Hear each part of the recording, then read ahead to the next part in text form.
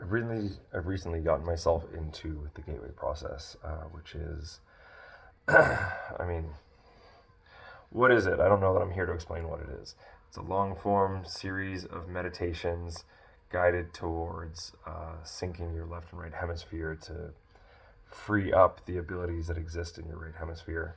Um, I'm sure someone's going to listen to it and think that's a ridiculous explanation, but I like the simplicity of that.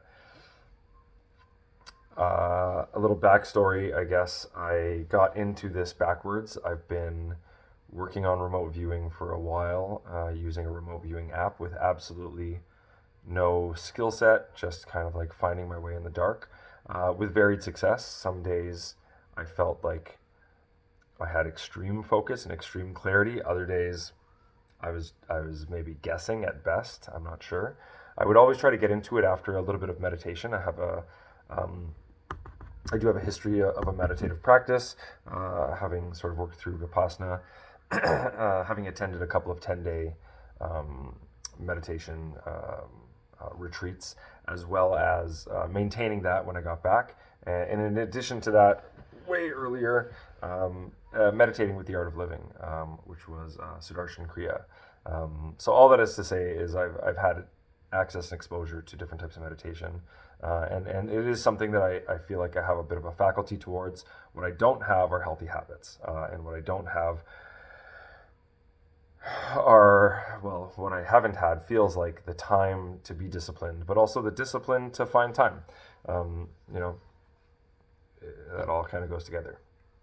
Anyways, I recently came across the Gateway experience through, well, it's shown up in a million different places in my life at this point, and I did a deep dive and I found a pretty robust community on Reddit where all the communities seem to be right now, whatever that is worth. And somebody there pointed out to me that perhaps the remote viewing that I was doing wasn't going to get me the satisfaction that I might have been looking for, and that there was a better way, a deeper way, and a more composed way. So I've read through the manual, I've watched the videos that are in Reddit. This person that I've been writing with sent me a few things to read and to learn about. I've gone, pretty deep down the rabbit hole in terms of the things that I'm excited about reading, and also finding new books and finding new blogs and vlogs from people who are experiencers.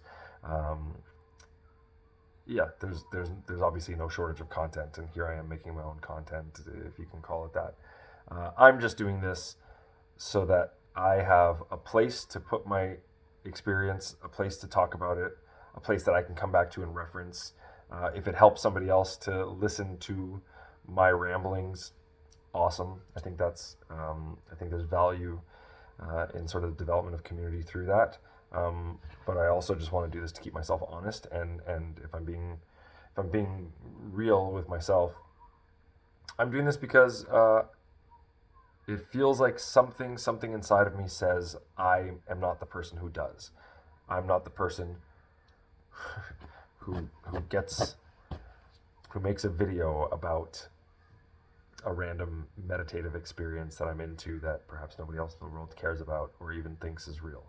And there's a fear inside of me. There's a trepidation, and I don't think it's my voice. And so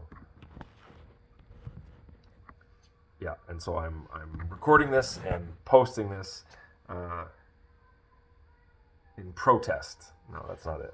I'm doing it because I just want to face the thing inside of me, and if there's something in me that's loud saying you don't do this, I don't know who that is. And so at the very least, here I am gonna do the opposite, um, to see if I can push past the boundaries of whatever this thing is that I feel is containing me.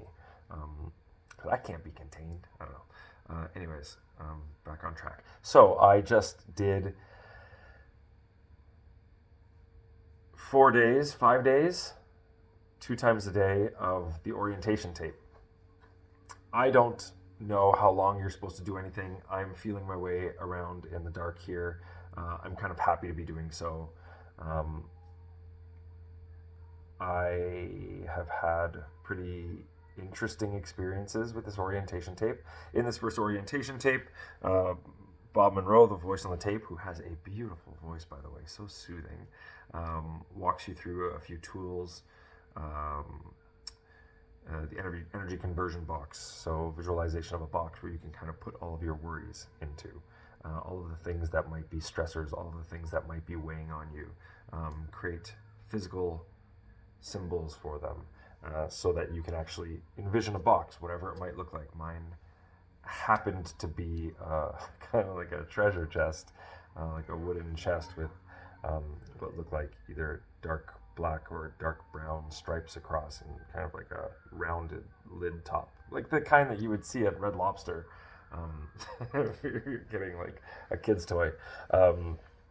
And you put symbols in them.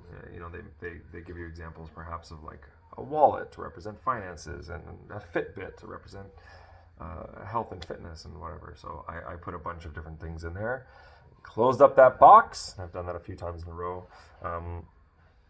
What else do? We do resonant tuning, which seems to be filling your lungs and your space with fresh energy and blowing out stale old energy, and that eventually moves to kind of what my version of it, it reminds me of the Om, but you're sort of blowing it out through a straw on a vocal, and it creates this like rich resonance that the first few days I did it kind of only lived in my face, but as I got more, I don't know, used to it or adept at it or something, felt as though it was expanding past my voice box, and it was kind of filling up a little bit of the space around me and like the top of my head, which was a very lovely feeling. My experience with this over the past few days, I don't know what I was expecting, and I'm trying not to play a game of comparison. Comparison is a thief of joy, right? There's a longer bit of that quote, but the first thing that I noticed was that, so I enjoy float therapy. I enjoy going into float therapy. I enjoy doing floats, where I get into those isolation chambers that are filled with buoyant water, salted water, and you just kind of float, and the temperature of the water is such that as you kind of drop into these sort of meditative states, you can't really tell where your skin ends and the water begins if you're not moving. It all becomes one, and fascinatingly, I haven't had that experience outside of a float, with the exception of a couple of really interesting meditations, usually when I was on retreats on day 7 or 8 or 9, and that was the very first thing that happened on the very first day. I immediately, almost, it wasn't right away, but it felt like it was right away, felt like I could no longer find the edges of my body, which was the first day. It actually felt kind of destabilizing, coupled with I had the intense sensation that I was being watched, so much so the first day and the second day, and I was doing it 2 times a day. So both times I would open my eyes to look around just for confirmation that there wasn't somebody standing in the room. And by the 3rd day, I think I came to accept that I wasn't being watched. I was just feeling my energy or my consciousness or my life force, or fill in some word here. I was feeling it further than my understanding of my corporeal being. I felt as though I was taking up much more space, or I was existing in different space. Look, I don't know what that means. I'm not sitting here trying to explain something or preach something. I'm just trying to find words for a physical experience that I might not actually have accurate words for. And certainly, like, as I read more and listen to other people's experiences, I might find something that sounds closer, but for now, right now, that is exactly it. One of the things that I did find was that I had what I thought was a high level of distraction. So much so that there were days where I would do the tape where I would completely miss parts of the orientation. I would not hear the resonant tuning part. And upon reflection, I wasn't doing anything. Sometimes maybe I had monkey mind, where in meditation my mind was just, but it's so much so that I actually physically didn't hear Bob Monroe giving instructions was strange to me. And so the last 2 days, I've really made a very, very, very concerted effort to just try and stay as present as I could to keep finding him. And I didn't miss any of the instructions these past 4 times. But the trade-off felt as though I was actively keeping myself away from something that my mind kind of wanted to do. So a couple of the times I started getting these really vivid visions that I would cut off because I was telling myself that I needed to stay in the game so that I could hear when Bob was speaking. I'm actually not ready to move on from the orientation tapes yet, although I think I could. But I kind of want to play around a little bit in there before I move on to the next thing. The last piece of the orientation piece, and I think I left one of them out, takes you to Focus 3, where he essentially just does a countdown. But he's tuning your ear. I didn't even say this part. This is a useless video. He's tuning your ear to this hemisync process, whereby there's one frequency on one side and one frequency on the other, and as as the sound kind of enters through each ear, what I think is happening is that your mind, so there's a vibrato that happens, and it feels as though my mind is trying to find a sound in between the two of those, and it's causing the two sides of my brain to sync up, to find each other in some wave. Again, that may not be the right scientific explanation, but that's certainly what feels like it's happening. And from my reading, I think that's a version of it. On the days where I didn't interrupt the place where my mind felt like it wanted to go, were the days that I would get intense visions. I would get these bright, sort of like, if you were looking under a microscope and you could kind of see like the squiggles of organisms moving, it felt like I had squiggles of organisms moving that were like bright pinks and purples for some reason that would eventually kind of fall off into nothing. Other times, very clear images of like, I had a Ford F-150 with somebody coming, driving through and stopping and looking at me and driving away, and I could never see who it was. And that truck showed up several times. Another one was the image of somebody running off around a building. Anyways, all that is to say is that there were things. There was something. There was not nothing. But I've kind of chosen to enter into this without too much expectation. I'm not looking for magic. I think I got into it because I was excited at the prospect of honing my ability to remote view.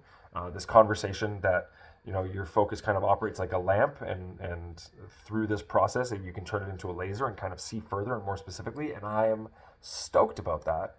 But here I am on day 1, and I've kind of lost interest in that, and I'm just interested in the experience of it to see what I see and where I go and what I find bit by bit. So anyways, I know that this is rambly. This isn't for anybody. If somebody watches this and enjoys it, more power to you. I don't really care. And I don't mean that in a mean way. I'm doing this because I need to get this information out, and I want to keep myself honest.